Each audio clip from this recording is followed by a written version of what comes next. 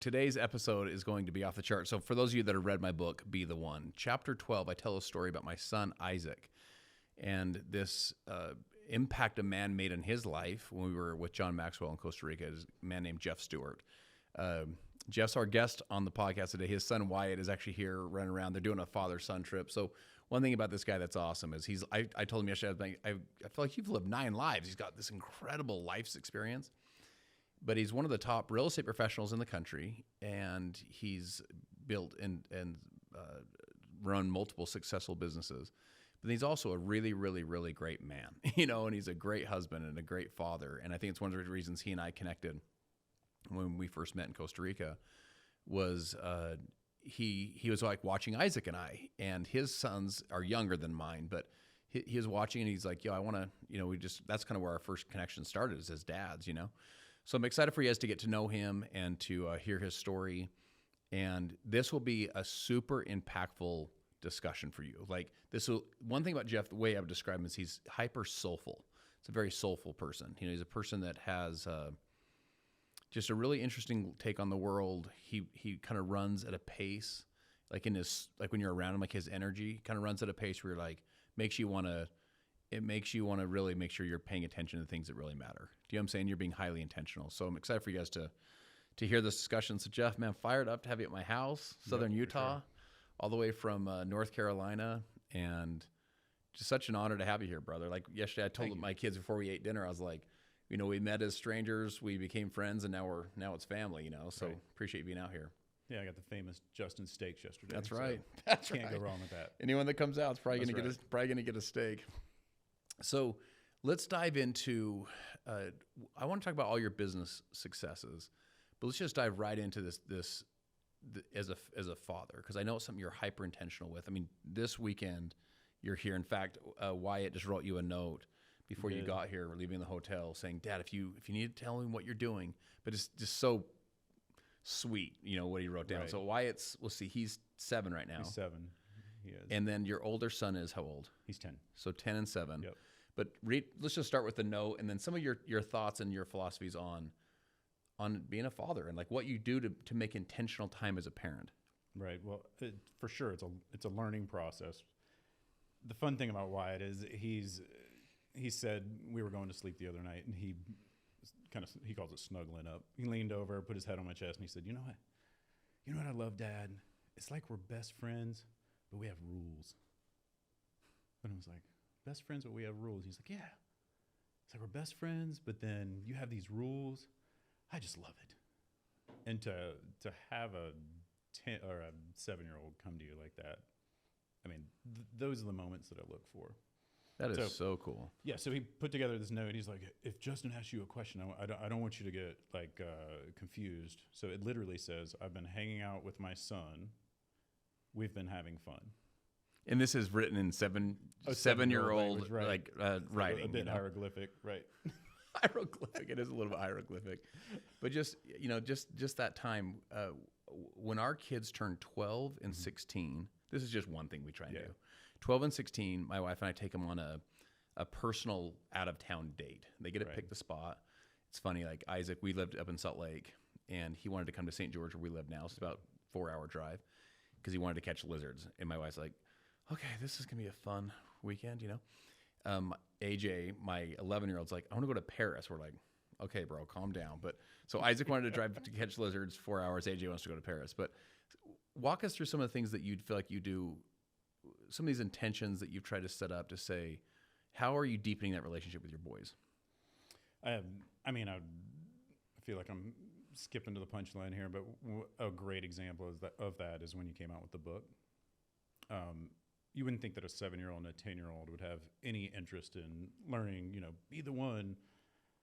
And what we did was, instead of incorporating Percy Jackson's, who's like that's their jam right now. Yeah. I said, "Hey, we're going to read a book." And we spent every night reading your book, and it was a highly emotional experience for me because I'm big into depth. Yeah. Right? So I'm not great at chatter. I'm not the guy that's going to float through the party and have small talk. I want to know who you are. I want to know why you what makes you tick, and for the boys to take a breath and breathe that in, and they were listening. and they're now quoting your book like randomly. So I mean, that's got to feel it's like incredible. great as an author, but it was amazing because you remember, like Justin said, if you're going to be the one, you got to right, and they'll quote the book, and it's really been that's been a big moment for us. Yeah, that depth is with that soul. That's the way I would say soulful. Yeah, for sure. Yeah. Right. Hyper soulful person. And it's so interesting when you're saying, like, I don't love to work the room and have the cocktail small talk, and those kind of stress me out. And the reason why is not because I don't love people. I actually love people. I love more of a soulful, deep conversation and like what really matters to you. Yeah. One of the things that I feel like you've done incredibly well in your real estate practice, so I'm kind of skipping to the point. You've become one of the top real estate professionals in the country. You currently, in Asheville, you own a Keller Williams brokerage, and is there 7 or 8 locations? We got 8 locations. 8 locations, built incredible business doing that. You guys have been either the top performer, in the market, or one of the top the top for years. But I want to get into this depth thing because I think this is so powerful, and it's important for all moms and dads listening. It's important for all business owners listening, or anyone that's looking to go to the next level. Yep.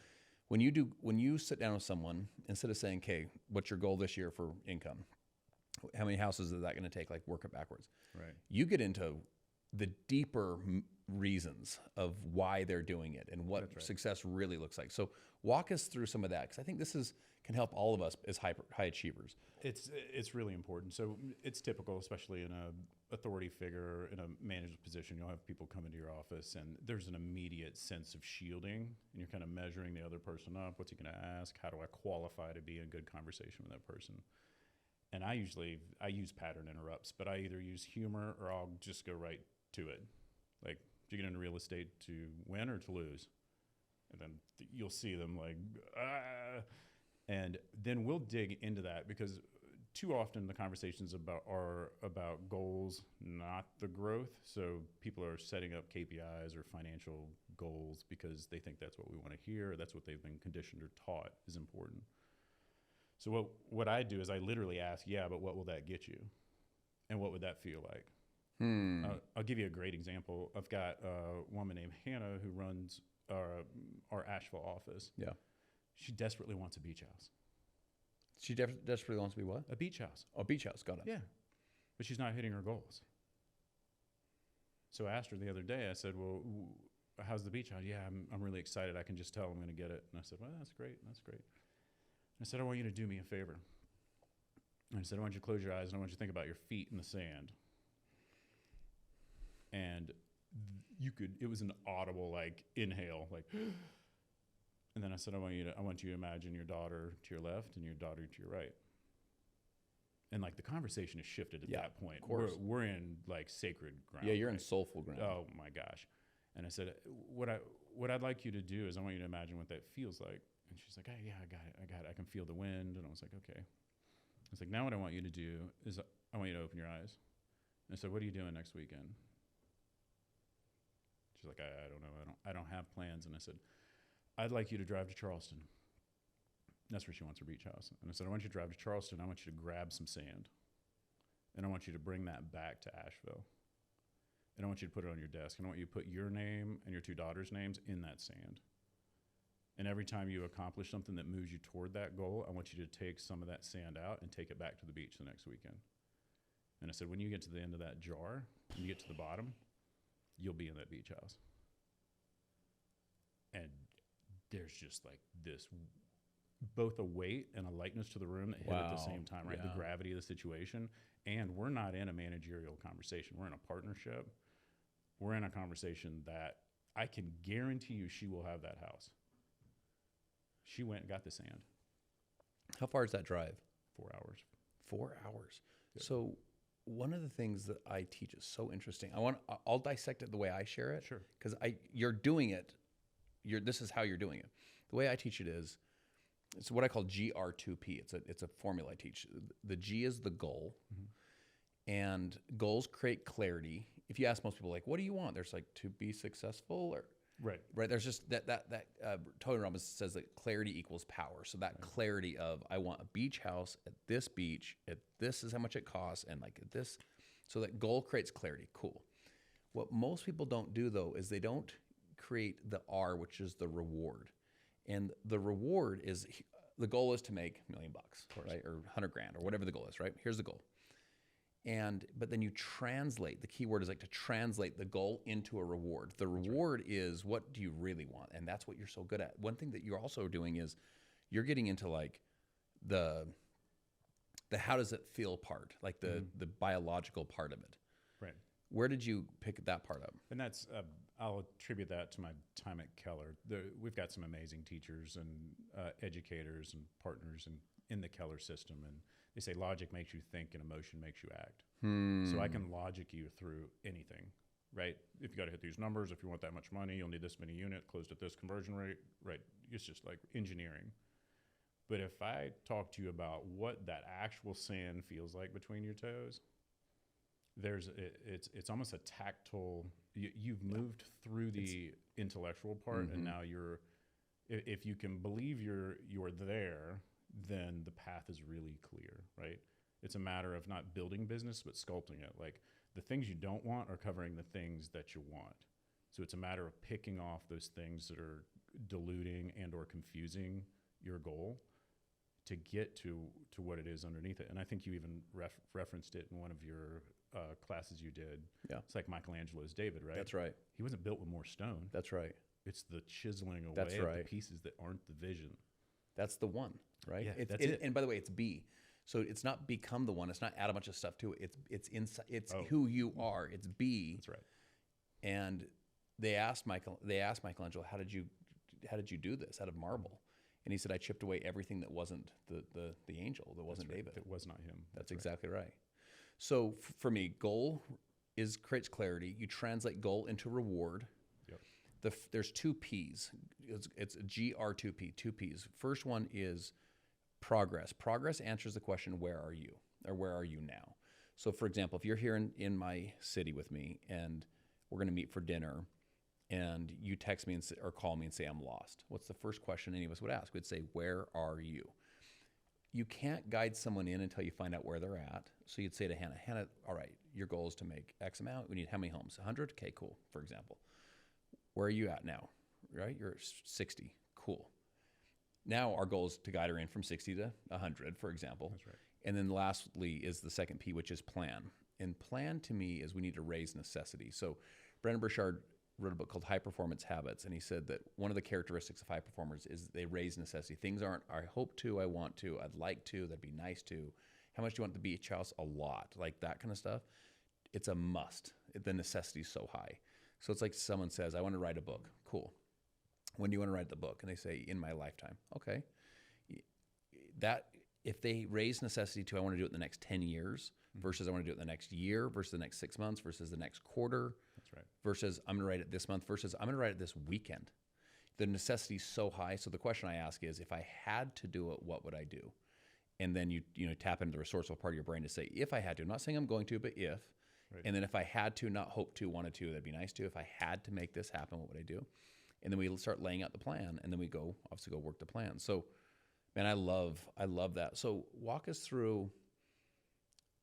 I'm gonna bounce around for 1 second. I met you in Costa Rica with John Maxwell, right? We were there doing a country transformation with John and a kind of a small intimate group. Isaac was with me. Isaac was probably 17 or 16 at the time, 17 or 16. And you and he actually connected really before, in essence, you and I did. Isaac or? Yeah, you and Isaac. Oh, absolutely. Yeah. Right. Like you guys had, again, Isaac's a very soulful kid. He's almost like older than he is. And he's like almost like that old wisdom, What you told him some stories about growing up and about your backstory that really moved him, really touched him, and really changed his life, Mm-hmm. Share with us some of the things that you were sharing with him as you guys kind of had those original kind of moments. Well, and Isaac has a presence about him. When you say soulful, the kid has depth. And I say kid, he's older now, but you can feel his presence, and he's got an eagerness to learn, yeah. And to experience, and incredibly humble, right? So he's like, yeah, and I did this, and how do you feel about that? Right? He's like measuring and like absorbing as much as he can. So it was really interesting. He approached me.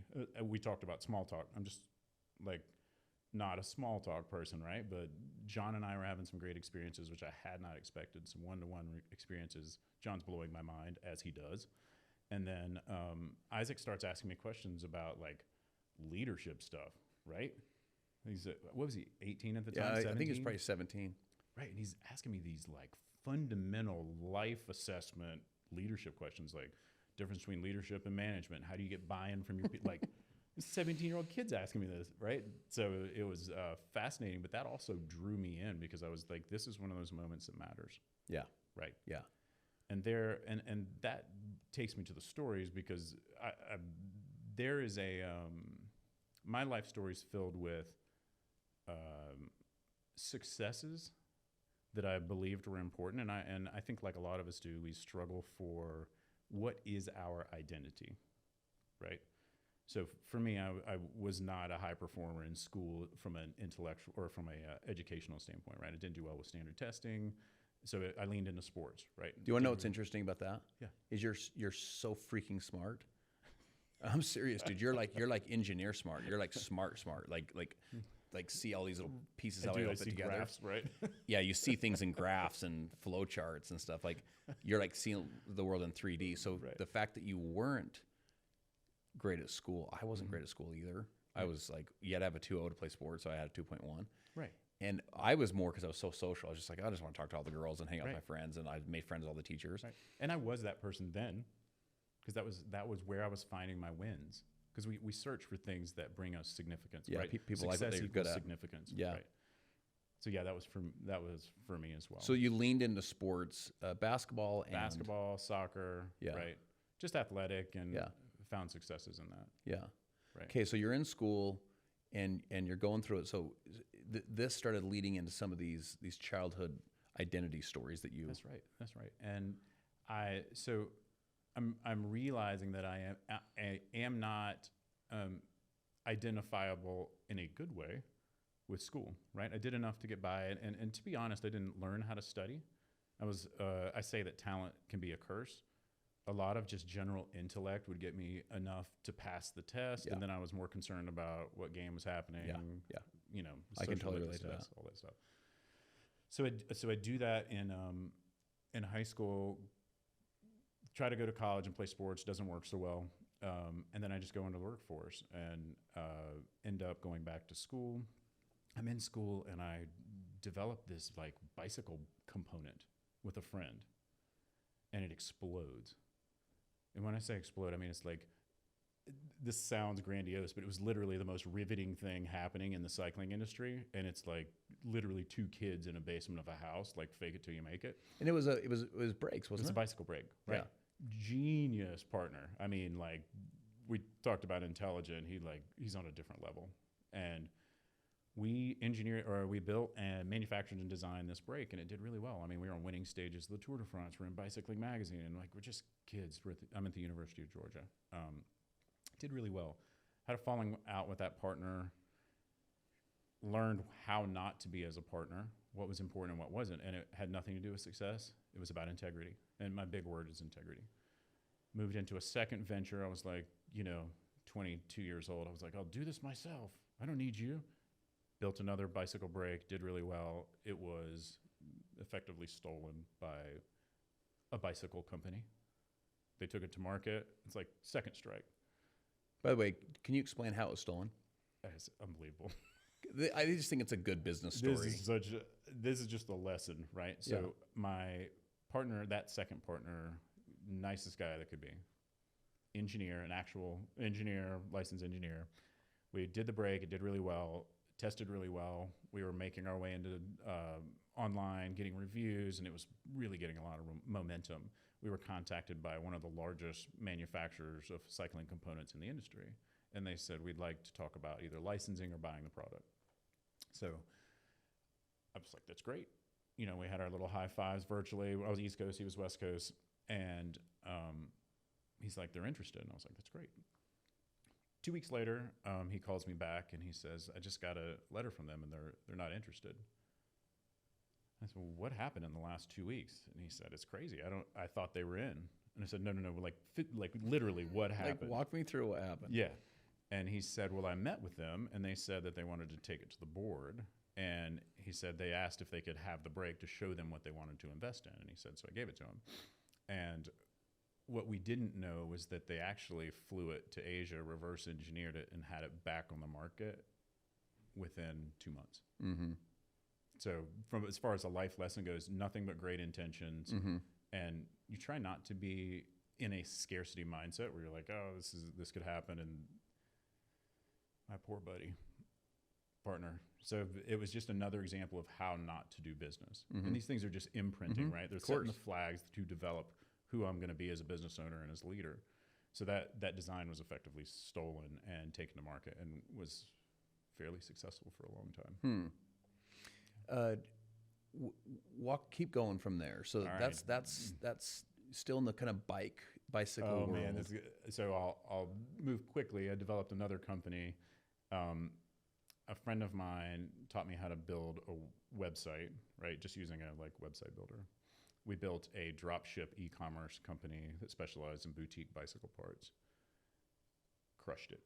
I mean, it took off. I had some gentlemen come to me that I had worked for just as a bicycle mechanic during college, and they actually invested in the company. I said, why are you doing this? And they said, just believe in you. This sounds great. I know you can do it. And I don't come from money, and I just was like, this is crazy. What did his belief in you mean to you? That was the first time, and we all have parents like, well, I don't know that we all have it, but you can do it. You can do anything you want. The pats on the head, the pats on the back, right? But to have somebody not related to me with no obligation to invest in me emotionally and intellectually, for him to say that, it was the defining moment that redirected. It was two men, Harry and Dave, and it literally changed the trajectory of my life. It went from could I do this to it's not even so much will I let myself down, I won't let them down. Right? So it was the moment where everything shifted for me, and it created an acceleration. You talk about, and I want you to keep going on the story, but you talk about in your life, you call them accelerators. You just kind of brought it up a little bit. But there's these people that have touched your life that they accelerated your path. It's like if a top's spinning or and you touch it, right? There's a snap that happens, right? And if you choose to spin with it, it accelerates you, right? It's almost like compounding inertia, right? As it touches you, it just keeps creating accelerations. And I believe that acceleration from Dave and Harry at that moment is what actually created the inertia that allowed me to move into a new space. And I'm going to put some roots in that and what that meant. So the online bicycle business did well. 2008 comes along. The industry's changing in the cycling industry. 2008 comes along and the tickers start going, right? The real estate market's crashing. I know nothing about real estate. My parents didn't invest in real estate. I took a real estate class in college, did well, but watching the ticker, and I'm going to be vulnerable here, but I'm sitting on my couch in the small house that I rented with my new wife, Leah, and I'm watching it, and she's in the bedroom behind me. This house is like 900 square feet, right? She's like really close. And I'm watching the ticker, and I just had this overwhelming sense that it was the moment, right? And I didn't know what the moment was. But I stood up and I walked into her room and I said, Leah, I can't give you what I think you deserve. I'm not set up to provide that where we are right now. And she said, what the heck are you talking about? Right? Like, what are you talking about? And I said, the market's crashing. And I said, I don't know anything about real estate, but my friend Rorys in Asheville, she knows Rory. And I said, I'm going to go to Asheville and I want to start real estate. The market's going to crash. I'm going to figure it out. When it rises, when the tide rises, I'm going to rise with it.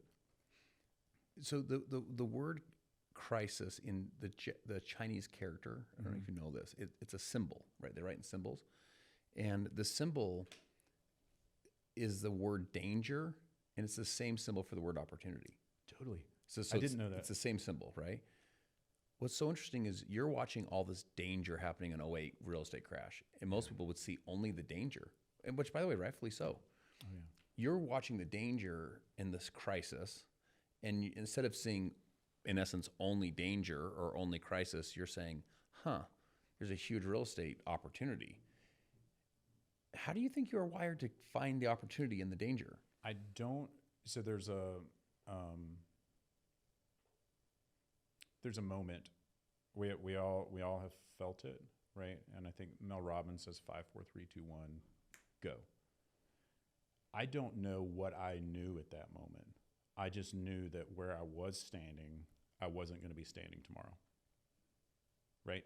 There's a shedding, or if you were to describe it, is it was just, I decided that exact spot, I was no longer going to live in that spot. And Leah's response, and this, I literally owe everything to her, because she said 3 words. She said, "I trust you." I mean, so that's another one of those, I believe in you, you got this moment. It is. So the reason I was saying I was going to root this, so I moved to Asheville. This is immediate, right? So I'm like, I'm doing this. I moved to Asheville. I put real estate school on a credit card. It's $550. I have $336 in my checking account, and I'll never forget that number, $336. And I said, how am I going to do this? It doesn't matter, I'm doing it. So I go to Rory and I say, hey, you remember you were saying that I should get into real estate because I'm good at sales. And I was like, I'm here. Rory's a single man, lives alone. He says, I'm sorry, you're what? And I said, I'm here. He was like, where are you staying? And I was like, just kind of smiled. Like, so here is how far from where you live? At the time, it was 3 hours, 3.5 hours. Yeah. And he was like, and I'm like, I signed up for real estate school. And he's like, yeah, you can crash here. I'm like, thank goodness, because I have nowhere else to crash, right? Wow. So this was like a legit burn the boats. Like this is. It was a burn the. We're taking the islands or we're dying. You wait. This is the best part. So I do real estate school. I actually do really well because I haven't been good, but I also haven't had the fire, the passion to be that committed to the outcome in anything I've touched before, from a testing and like learning standpoint. And I do well. I'm 3 months into the business, and I get a call from a major bank with red and blue on it. And it says, hey, we'd like to raise your credit card limit. And I said, you can't do that because I'm actually spending more than I'm making right now. And I've never missed a payment. Like, I've had this credit card for years, right? It's when I got in college. And they said, okay, well, that's fine. And they hang up. 3 days later, I got this giant envelope in a different color. I don't remember if it was red, yellow, whatever. It felt red. And they took my interest rate from 11% to 28%. I had no income. So the money that I put in for real estate school, like, it just became an unpayable debt. So at that point was the beginning of the fall. So my world at that moment went from I can do this, I'm going to do whatever it takes, to I cannot do this. I just actually don't have a person to call to ask for money, and I can't do this. And I was at home alone when I got at Rory's home alone. I got my clothes, and I started packing the car. And there was nothing I like going home and telling Leah I failed after she looked me in the eye and said, I trust you. It was the lowest point that I could have been, because I was going home to tell my wife, you believed in me and I failed. And I started packing the car, and Rory came home, and he is actually going to kill me for this, but I'm going to tell the story anyway. And he said, what are you doing? And I said, I'm done. And he said, no. And I said, well, I don't have a choice anymore. I've done everything I could do, and I believe in this, and the reality is it's time for me to go back. And he said, I'm not going to let you do that. And Rory's like this soft-spoken, like salt of the earth, one of my best friends in the world. Probably I'll give him all the credit. And he said, hold on a second. He goes upstairs and he comes back. I'm in the parking garage. And he hands me a check for $10,000. And he looks me dead in the eye and he says, I've never believed in anybody as much as I believe in you. And like, I still get choked up talking about it, but like, wow. All right. So I'm like, I'm in. You talk about a fire. Like, there's an ignition that happened at that moment. I get the clothes, I take him upstairs, and he set a beast on fire in the real estate world. So did that money, was there like, hey, pay me back? Was there, hey, some interest? Was there some, No. I want to be a partner with you? Was there, it was just, here's some dollars, get you through, pay me back when you can. It was one of those moments like when somebody looks you dead in the eye and he said, you'll pay me back. I'm not worried about when. He said, I know who you are. You will pay me back. And then I felt like you had a fire burning before that. Was that just gas in the fire? Was that a new fire? It's another person that's saying, I believe in you, which is so interesting. It's another accelerator for you. So 3 months later, or 3 or 4 months later, real estate's really hard. It's a lot of front-end loaded expenses. The typical real estate transaction's 30 to 45 days. We're in the 2008 crisis, right? So things are short sales. We've got things that are taking 60, 90 days. I'm having very little success, but 4 months later, I was out of money. And I waited for him to leave. And I went downstairs and packed the car again. Because now I had to tell my wife and my best friend I failed. And by some universal, like, I don't know what happened, but Rory came home. He said, what are you doing? And I said, going back. And I said, I thank you. I will pay you back. I told you I'd pay you back. And he said, no. I was like, what do you mean, no? He handed me a second $10,000 check. And Rory is not like, it's not like he's swimming in all this wealth. And he looked at me dead in the eyes and he said, I have never believed in anybody like I believe in you. He said, I don't care when you pay me back. He said, you will pay me back, and I know you got this. He's like, I see you. So I want everyone to make sure, I'm going to make sure for me, right? Yep. You're living 3.5 hours away from your wife. Yep. You're living on Rory's couch, basically. I'm going to be honest with you. I was eating one meal a day because I had figured out that I could do almost $20 could feed me for the week if I would eat one meal a day, because I didn't want to tell my wife I didn't have enough money to eat. So Rory would like pick up meals for me, and just in the lightest, friendliest way, not, you're going to owe me for this, just like I'm able to do this, so I'm going to do this way. And that's the sincerity or the gravity of the situation I was actually in. So remember when you got the first check, you were like, yo, you just unleashed this fire within me, right? But here you are 4 months later. I don't think the fire has necessarily gone out, other than you're like, I'm going to have to go like direct this somewhere else because I'm not making it happen in real estate. Reality. We all walk into reality. Like, we don't expect reality around the corner, but every once in a while you come around a corner and you're like, oh, there's reality. Got it. Right? And it was the reality that what I was doing was not enough at the pace and the aim that I was in.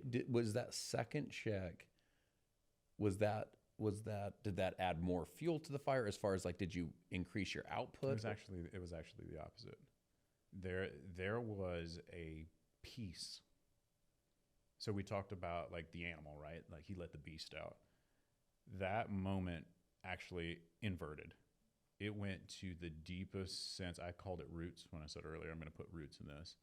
The roots that came from that second check. I said to him, I said, I've never seen $20,000. So the idea that I'm going to pay you back $20,000 is so outside of my comfort zone. And he said, it can be 30 years. It doesn't matter. And it rooted me and took me to a place of peace. And the cool thing about business and entrepreneurialism is you have one employee, right? It's you.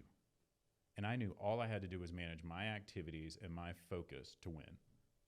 All the excuses that we navigate day to day are based off of like, who's going to show up? Are they going to do what they're supposed to? Do they see the same goals? Do we have the same values? Is he in integrity? Is she in integrity? And that was the moment where I was like, one person. You talk about be the one person. And that was in October. And in February, Rory was paid back in full, and I was starting to put money in the bank. And that was the beginning of what? How many years now? That was 2.5 years in. Oh, where am I now? So from that paying Rory back, cash flows going into the bank to now has been how many years? 15. And you and your team, you and your locations, have been one of the top, if not the top team since. I've got the people I surround myself with are, and this sounds cheesy, but they literally are better than I am. Whatever silo they're in, they are absolutely better than I am in that silo. How did your ego allow you to do that? Sometimes I think we say to ourselves, I actually do want to be the smartest person in the room. Right. You know what I'm saying? Right. Versus like, I don't want Charlie over here or Susan over here to know more than me about this or about that. How did you put down your ego and say, I want Susan to be smarter than me and I want Charlie to be smarter than me? Well, number one, you align with people that share similar intention and values, right? And once you've done that and you start to ask the questions like the beach house for Hannah, and you understand what it is that they're reaching for, like people don't argue with their own goals, right? If I'm asking you to adopt my goals and adapt to a process to get you to where I need you to be, it's easy for you to find an off-ramp. But if I'm saying to you, what's it going to take for me to help you get your goals? And that is with the understanding that if I help you win, I'm going to win, right? So it's really leaning into those relationships and understanding that, and then just using empowerment rather than management. Everybody in my world, and I mean this, and anybody will verify this, there's nobody in my world that will lose their job because they made a wrong decision. It doesn't work. So what I do is I say, if you make a decision that isn't great, what we're going to do is evaluate it and say, how could we have done it differently? You'll never lose your job for taking action. Right? Now, am I going to stay in business with somebody that repeatedly shows me that they're, I share like, you're not what you did, you are what you repeatedly do. That's right. But here's the other thing though, is you can't, this is so important for business owners, because remember, culture is king, culture is queen. Drucker says that culture eats strategy for breakfast, right? Yeah. The culture you're building is a culture of creativity. The culture you're building is a culture of risk-taking. The culture you're building is a culture of pressing the boundaries and making things happen.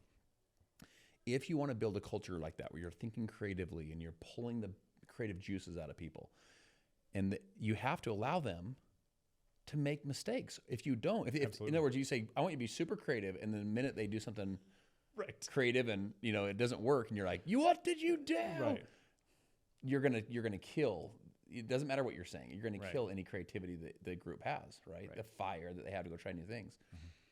I love that. I love that idea of like, no, you're not in trouble. That's okay. And then let's learn from it and move forward. And you're this way. That's one of the reasons I think we bonded so well, is because I intrinsically care about people. I intrinsically care about them, and I'm interested in the what's next. Not because I'm not satisfied with where we are. I want to grow and develop. I am passionate about being better. One of the things we talked about Wyatt's note to me this morning, but I tell him all the time, like nobody gave me a manual on being a dad. I'm doing my best over here. And if there's ways you think I can do it better, let me have it. And that includes ice cream and candy a lot, right? And I'm like, no, that's not the way to dadding hard, but I'll take your advice, right? Noted. But it is about, it's about leaning into those relationships and being open to communication and feedback in a way that doesn't possess, like you're not fueled by ego. Yeah, one of the great success traits that you have, and I'm pointing this out about you because I hope listening you're like, okay, I could apply that, is you have a humility. So the word humility comes from the Latin word humus. It means like organic, dark, rich, fertile soil. So basically, it means it's wanting and willing and able and excited to grow. Plant seeds in it, and boom, they go. So a humble person is not like downward subservient glances. A humble person is like, I'm looking to grow, I'm wanting to grow. That like even the way that you ask Isaac questions, or in this case, ask me questions, or the way that you're reading the book, or the way that you work with your team, you're not like, guys, I have it all figured out, let me do it with you. You're even with Hannah, what are your goals? What are your dreams? That's an interest level that she can feel, that you actually care. And you're pulling out beach house. Got a beach house. Hannah, why? Why is that important to you? And you get in there a couple layers deep. That is so powerful. So there's three fundamental questions that I've found in relationship, and this goes in personal relationship and in business. And number one is, do you care about me? And number two is, can I trust you? And number three is, can you help me? Mm-hmm. And if you look at your relationships, like the people surrounding you and that you're expecting to build partnership or relationship with, and if you can't confidently say that they can answer those questions, then we've got a gap we need to fill. Mm-hmm. So I stay really, I can't say I stay because haven't perfected it, but I am in a constant pursuit to answer those three questions in all the relationships that I foster. So we talked about yesterday some, like, I'll call them kind of God moments, if you want to use that term, but these times when you're just like, they were almost like accelerators possibly for you, or for like your brother had one, in his life. Share with, I tell people there's like physical fitness, right? You want to be physically fit. That's an area that you've done. You're like almost elite, I don't know if you compete necessarily, but like you can go run for 6 hours if you wanted to. Like you've really built elite fitness. There's financial fitness. You want to have some ability to have your house in order financially. There's relationship fitness. Do I have healthy, good relationships? There's emotional fitness. But there's also like spiritual fitness. So like your body has a soul. You got a soul. And I think you've done a great job of creating spiritual fitness. But share with us that story about your brother to start, and how he and his wife met. I mean, what are the odds of this meeting? It's so crazy. So we call them accelerations or pattern interrupts, right? It's like you're in a rhythm and you're like, wow, that was different, right? There was a different wavelength that came in and set that in a different direction. So my brother made some decisions that the local police force didn't agree with. And he's about how old at this point? I think he's 18 or 19. And we're in a rural town in western North Carolina, and he ended up in jail. And I think it was his second or third time. And we're not talking about crime. We're talking about like bad decisions that a lot of teenagers made. Exactly. And on this last time, he called my dad, and my dad said, "You did what?" I think I'm going to let you stay there. I'm not coming to bail you out, because it was the third time, right? And it's like, at what point do you have to? No, for sure, 100%. And brother was devastated, right? How long was he in at this point? Oh, hours. But he called for the dad pickup. This wasn't like this was more like an overnight, or at the time it was 3 hours or so. But how long is his dad think he's going to be in at this point? Oh, probably a day or two. Okay, got it. Yeah, this is got it. Yeah, no prison. We're talking about small stuff. But so my dad says, "I'm actually not going to come." My brother's devastated. So my brother, this is such a cool story. So my brother actually just kind of reserves to the fact that he's going to spend the night in jail. And I'm not just because of, I don't know if it happened that night or the next morning, but a woman comes to the police station and says, I'm here to get Greg out. And the police officer's like, friend, family member, right? And she's like, no. Other. Yeah. Last box, please. Yeah. Last box, please. And he's like, okay. And they go, she pays the money. And I don't I love it. She's like, is it Greg Stewart? She's like, yeah. What Gregs do you have in here? I know. I'll take, do I get to pick? Right. So, can I see the mugshot first? Right. So, my brother comes out and, it's a woman that her name's Jessie. And my understanding is that he had seen her or knew her name, but no relationship. And he's like completely confused. Why did you just bail me? Who sent you? Why did you? And she literally says, I was told to come get Greg. And in this case, she was told, yeah, in essence, by God. Or like, yeah. Right. And she didn't know, and third party, but this is my understanding, the way they've communicated it to me. She didn't know. She just was told to go get Greg out of jail. And she felt this feeling or this impression. Right. To go to the jail and get Greg. In rural North Carolina to get Greg. Right? It's fascinating. And the absolute beauty of this is that she didn't understand.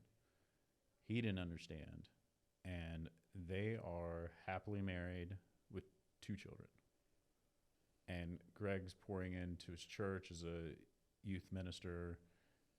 They're just salt of the earth, good people leaving good ripples on their community and the people around them. That story is unbelievable. Like, there was no other relapse in judgment that I'm aware of at all. Like it straight was like, that was the moment.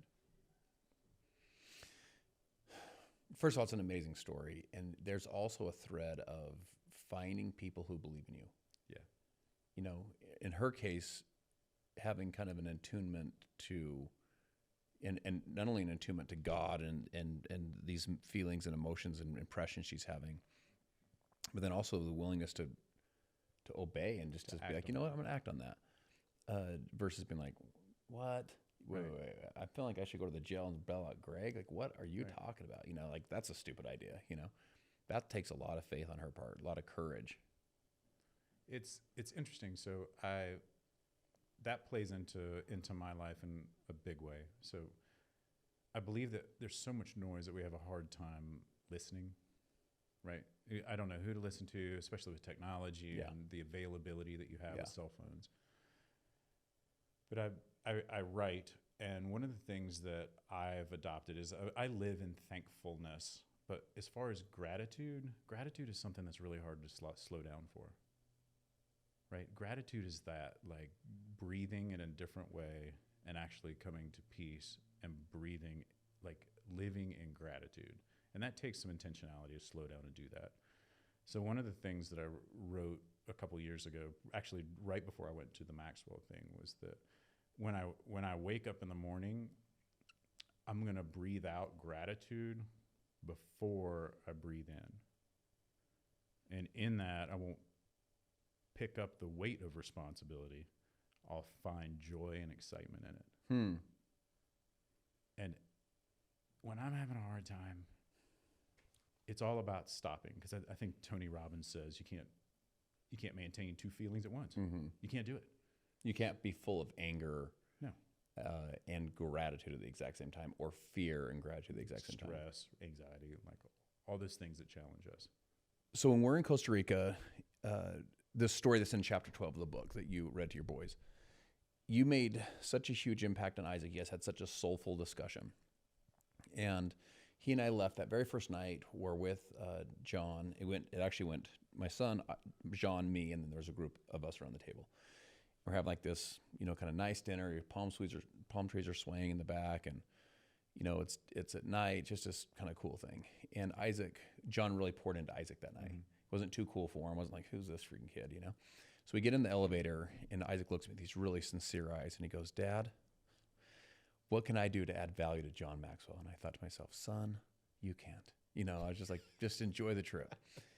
But he was so sincere with these eyes. I was like, I got to think of something. That's John Maxwell. That's John Maxwell. So I thought, okay, what can we do? So we went up to our room. We're thinking about some different ideas. Long story short, we did what Wyatt did. We thought, what if we wrote him a handwritten note on a card just like that, like the hotel card? It's like, okay, thinking about it. Anyway, I would see him pull away for the rest of the trip, and he'd be writing. I saw him writing. The last night before John spoke, because everyone's going to go home the next morning, so before John spoke, Isaac went and gave John a handwritten 8x11 letter, right? But he didn't just give one to John. He gave one to Mark Cole, the CEO of the Maxwell organization, gave one to you. He did. And you guys had a sweet moment. Anyway, you walked over to me. It was super sweet. Even today, it still is a really powerful thing. You said, Justin, if my two boys, which at the time they'd been approximately like 7 and 3 or something like that. These were young kids. He said, if my two sons ever write a letter like your son just wrote to me, he said, it'll be my proudest day as a father. Yeah. And I'm like, we're like hugging, and I was just like, wow, that's powerful. And we had talked very little at this point. Yes. Coexisted. That was actually a lot of our like instant connection was just instant, like, yeah. It was the instant connection over not only your and Isaac's, the love you guys had for each other, but your like a dad like you are. I was just like, yo, you're my kind of guy.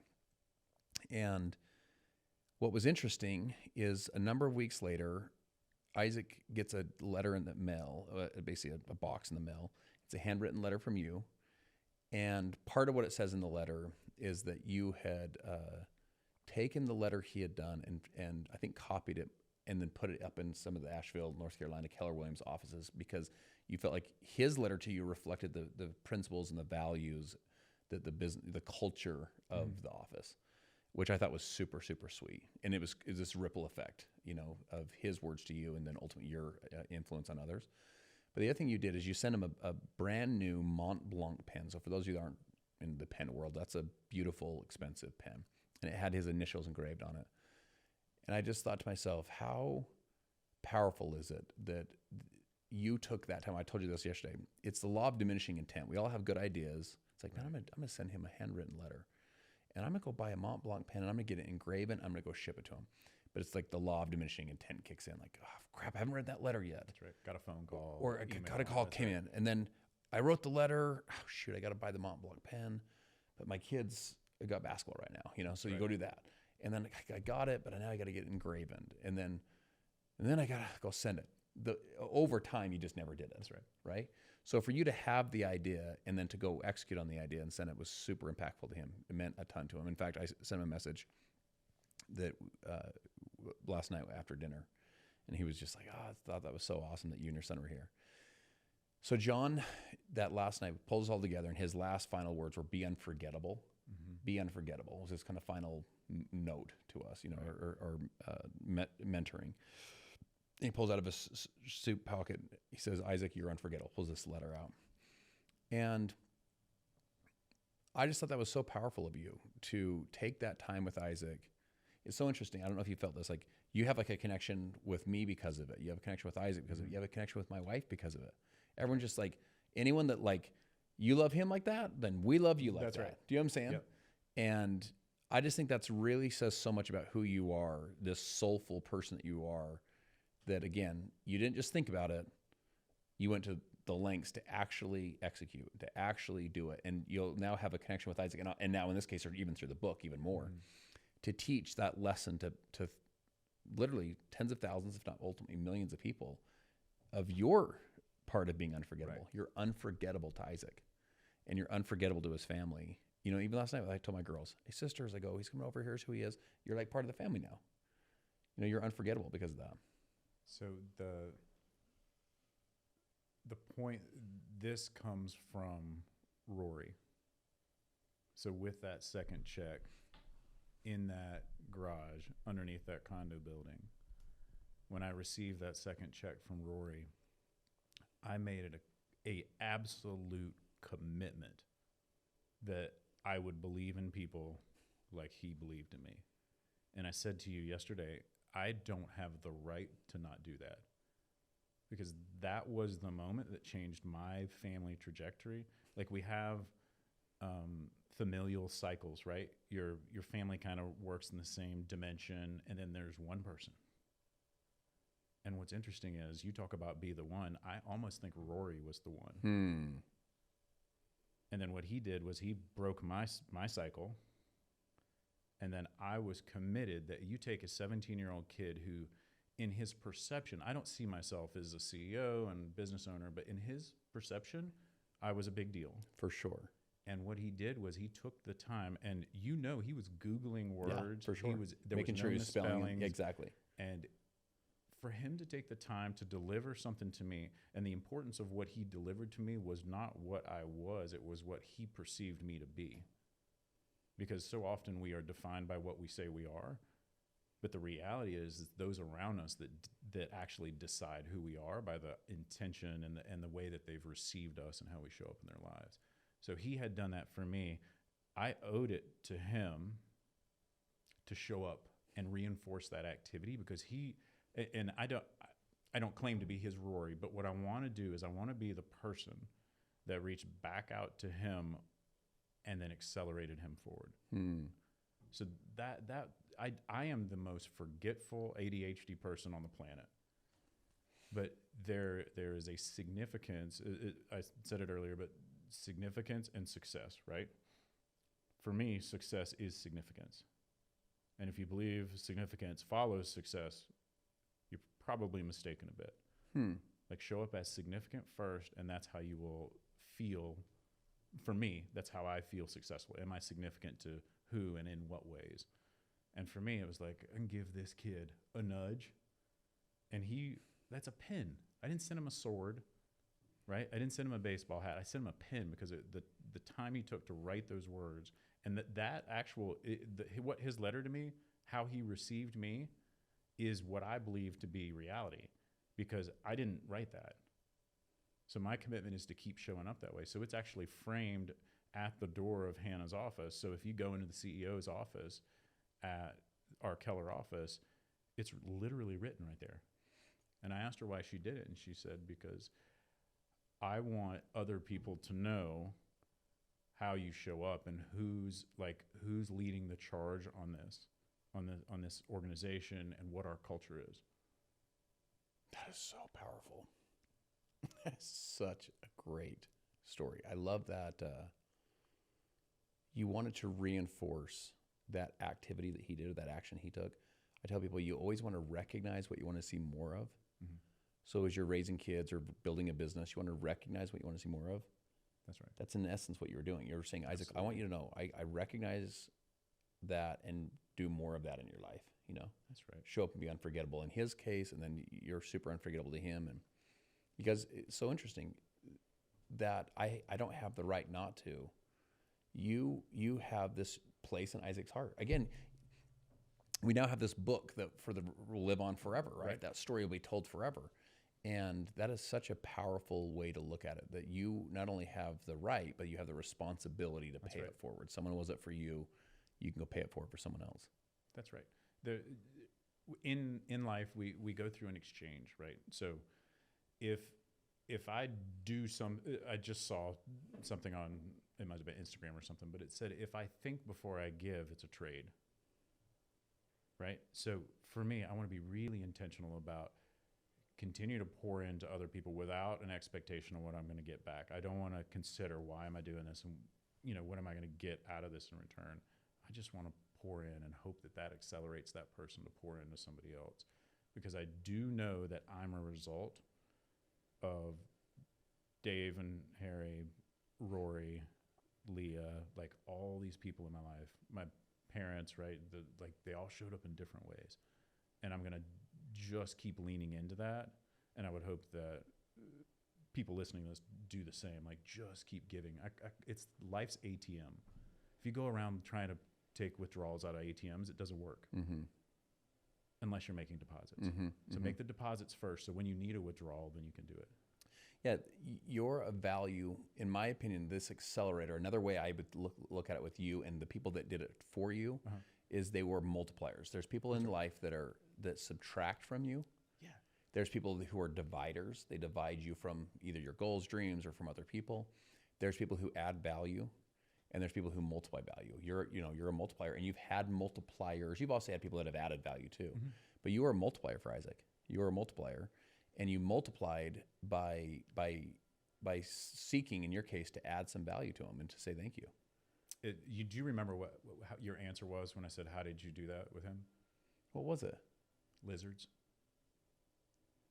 Then I said, I didn't know you at all at this point, right?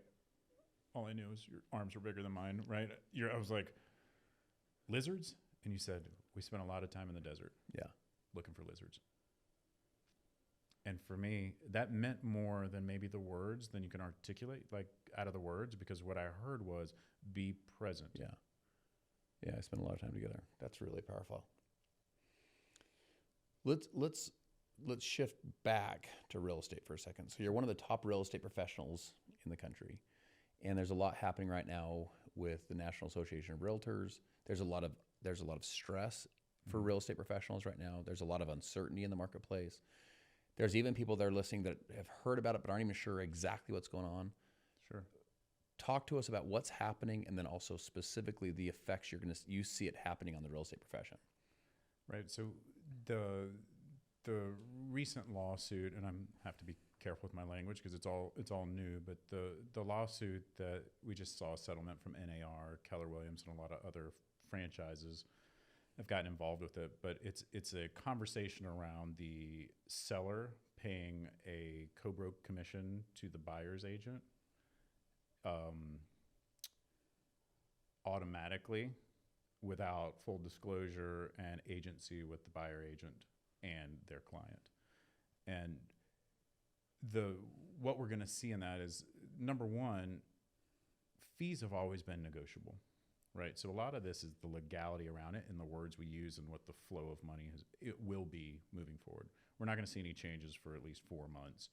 This is just what's coming.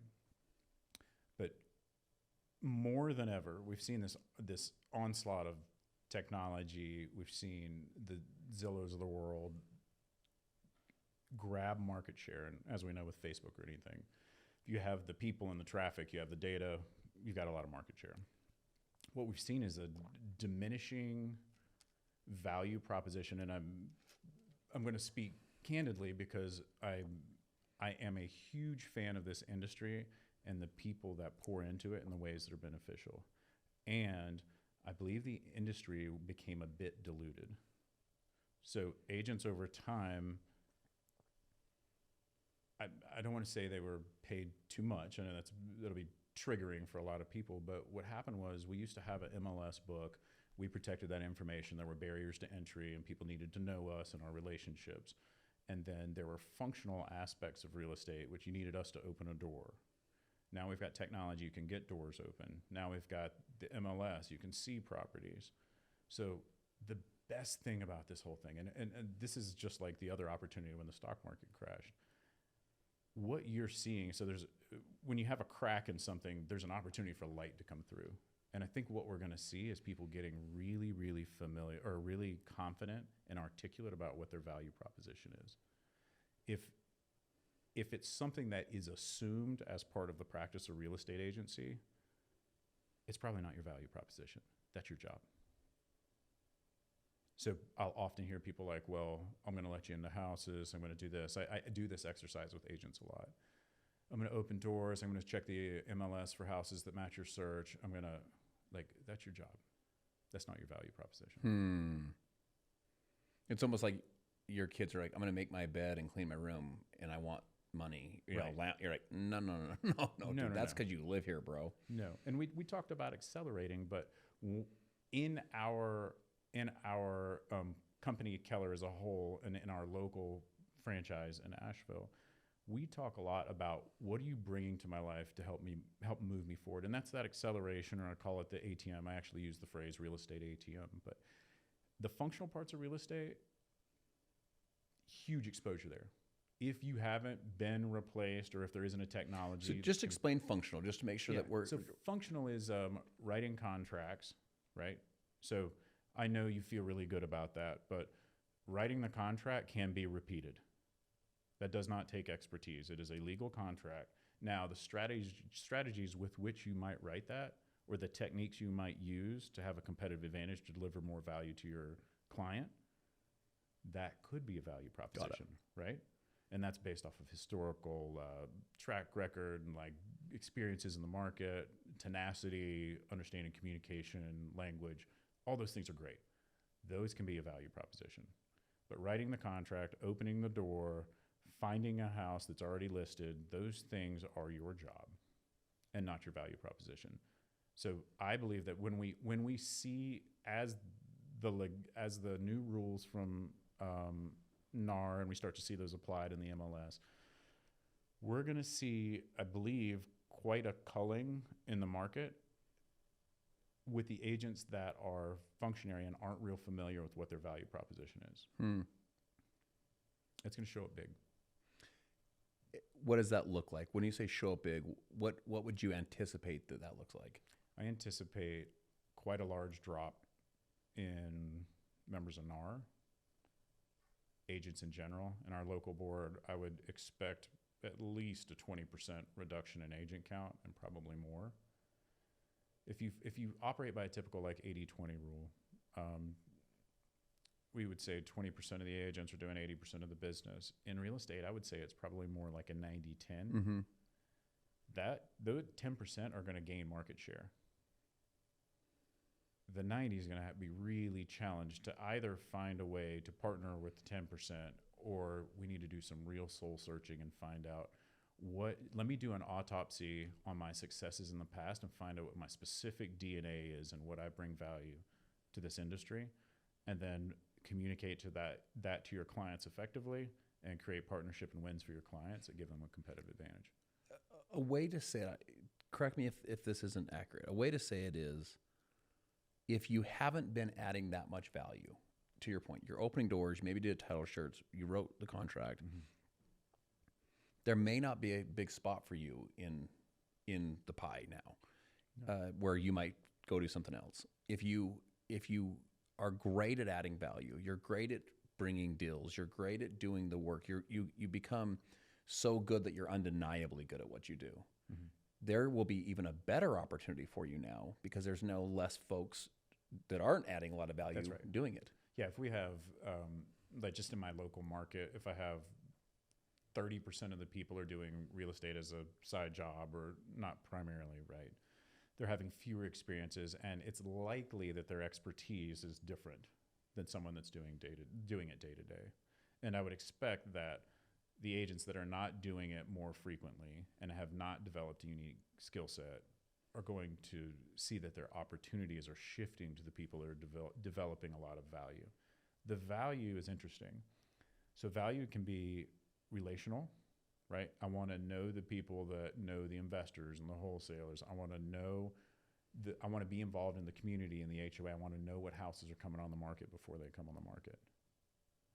These are things that are intangibles, but create actual tangible successes for the people that are associated with them. So your job is to draw a moat around your business as a real estate agent, or actually in any business, right? So I want to fill a moat around my business and create enough value inside the moat that people are trying to swim across it, right? I want clients absolutely fighting to be in my top 5 clients. You're so good at what you do that they are coming to you. Your value to the marketplace is undeniable because it's based off of them. Now, I'm going to get hammered for this, but I'm going to say it anyway. If you're watching your real estate agent post another closing, like sold $500 million in real estate this year, I'm so awesome. Who's that about? Yeah. When you can go, and I will tell you this, and this is not boasting, this is actually where I find peace. I have people in my networks that's family wealth, like their assets and what their life circle looks like, completely different. And I know it's because I was in it, because I have brought them deals, helped them navigate opportunities. That's what we need to be teaching the real estate agents or communicating is it's not about you. I don't care what color jacket you're wearing. None of this matters. What I want to know is how is my relationship with you going to bring me value in such a way that it's more important to be in relationship with you than not. Yeah, there's the hero's journey. You know, there's basically three main characters in hero's journey. There's the hero, there's the villain, and then there's the guide. A lot of times on social, one of the mistakes that we make is we show up not as the villain, right? We show up as the hero. Like, that's right. I have the jacket and That's I right. sold X amount and I'm pretty freaking awesome. And like, look at my lifestyle. I'm the hero in the story. Mm-hmm. People watching are not looking for a hero. And the reason why is because they're the hero of they're on their journey. And guess what role we all want to play? We all want to play the role of the hero, right? Exactly. In our own journey. So the role that we play is the guide. Yep. And the guide takes you from where you are to where you want to go. So if you're a real estate professional or whatever it is, you say, I'm a guide. And this is some examples of how I've helped other people, and I can guide you to where you want to go as well, versus I'm the hero with the most real estate sales. This is really, this is a philosophy I use a lot, but when I'm consulting an agent or another business person, I ask, are you across the table from them or are you shoulder to shoulder? I use the same analogy. This is so good. Yeah, and what's interesting is I actually literally set something on a table that has two definitive sides to it. And I say, tell me what you see. And I see whatever at the front, the Coke label, right? And I say, okay, now let me tell you what I see. I see the ingredients. The Coke bottle is still the same Coke bottle, but I'm seeing it differently. The information I've been given is the ingredients on one side. On the other side, what they're seeing is the label, the Coke label, right? And then I say, let me ask you a question. And I scoot my chair over next to him. Tell me about what you see. And we're looking at our perspective. We have aligned shoulder to shoulder. And I'm using that in asking what's important to you as a client, right? What's important about selling your house? What would that do for you? If you didn't do that, what would that feel like? And what would that look like? I'm asking that in consulting with agents. I'm asking that in every situation of my life, because what I know is that every time I'm blessed by having a conversation with someone else, I've got an opportunity to have two perspectives. So what I want to do is move next to them. So we're having the same conversation about the same item, but I want to know, what do you see? And then we can find commonality, and then we are a force. Nothing stops us. Yeah, I love that. Brother, I have loved this conversation. And I'm just so grateful that we were able to do it in my house, and like the actually person to person. And I'm just so appreciative that you and Wyatt came out here to take this time to pour into your relationship with each other, but then, and build our relationship. And hopefully this conversation will be, a conversation that adds value to other people as well. People that are listening to this, where can they connect with you to get more of you, both in the Asheville real estate world as well as just on social in general? Yeah, so on social, on Instagram, Broker Jeff on Instagram, and in Asheville, it's the Keller Williams franchise in Asheville. Do a lot of speaking, and the production team that I started, we went into #1 in the market 7 years after me getting into real estate, and they've continued to be there. We actually got an award on Friday night, #1 again in our market. That's awesome. Congrats. And their name of their team is Broker Asheville. And what's fun about that is it's completely customer service oriented. We're going to be shoulder to shoulder with you all the time. I'm not in production anymore, but they do a fantastic job, and it's really good-hearted, high-integrity people. I love that. Brother, love you, man. Thanks for making a big impact on Isaac's life and making an impact on my life and my kids' life. And thanks for being such a great dad, for your boys, and building this future generation of leaders in our country and, in our businesses and so on. So yeah, what an honor to have you. I just freaking loved it. Thank you. We're literally going to find some lizards after this. Okay, let's go. I can show you where to go. Well, guys, thank you so much for joining us, and we will see you on the next episode.